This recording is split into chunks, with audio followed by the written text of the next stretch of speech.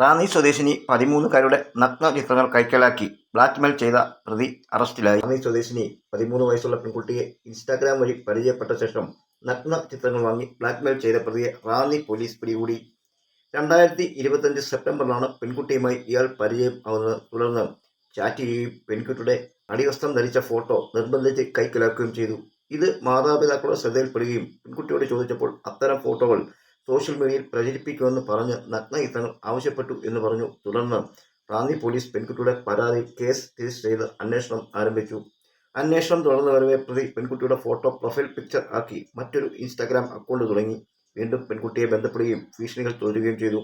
Pathanamthitta cyber cell വഴി നടത്തിയ അന്വേഷണത്തിൽ പ്രതിയായ റാന്നി വൈക്കം വിളയിൽ ലക്ഷം വീട്ടിൽ രാജപ്പൻ മകൻ രാജേഷ് കുമാറിനെ കണ്ടെത്തുകയായിരുന്നു. ഇടുക്കി ജില്ലയിൽ മെക്കാനിക്കായി ജോലി ചെയ്യുന്ന ഇയാൾ വീടുമായി വർഷങ്ങളായി അകന്ന് കഴിയുകയായിരുന്നു.